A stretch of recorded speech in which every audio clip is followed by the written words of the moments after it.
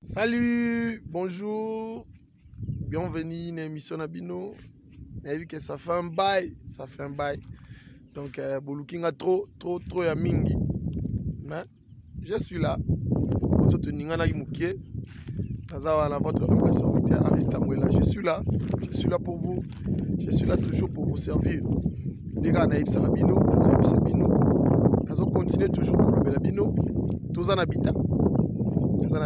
Mais kala mingi te na ko satisfaire bino ngana lingaka na silisi nanu makambo na osala 1 après na kena B bato mingi bazobenganga mpona mapango eza na OCC déjà sinazwi ba contact eza na ndeko mo aussi déjà sombi kuna ya mo ebele alinga revendre. Moi je suis comme ça ngana linga kotekela bato mabele ya ba chef coutumier te linga kotekela bato mabele o mutsa sombi azana ba document na ye après il y a une chaîne YouTube parce qu'il y a plusieurs aventuriers belé ba kotina makamboyo bazo ye ba commence ko sala te bazo la ka mbongo mais bazo ba te que connaissance ils ont beaucoup ya nyonso donc ko sala na mutu likambo malamu après lobi na ngoko ko zwa ba beloko malamu quoi.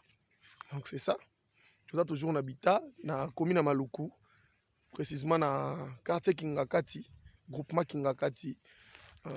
Bita eza village donc quartier après Menkao Boka Polo Bita. Ce n'est pas loin.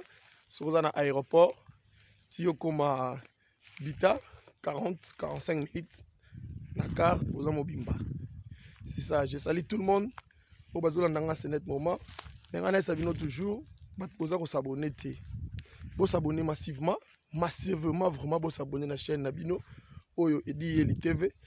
Au besoin de la actualité, mais belé ezoleka awa. En tout cas, pour s'abonner vraiment, pour s'abonner massivement.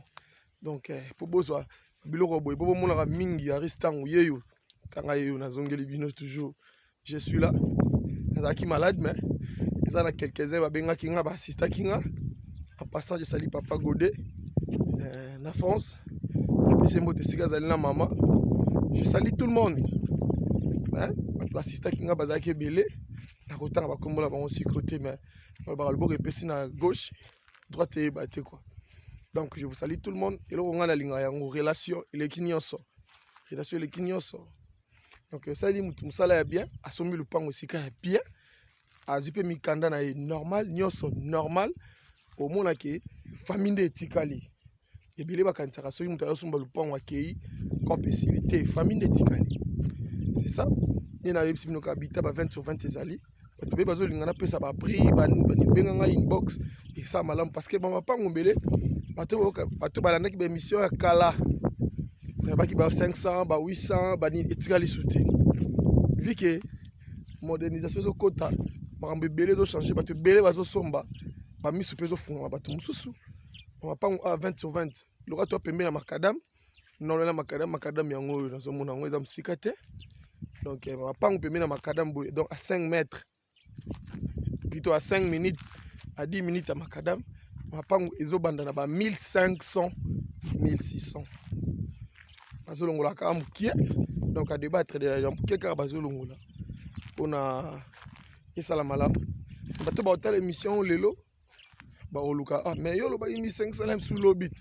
Tant on l'a sur parce que prix ils ont varié.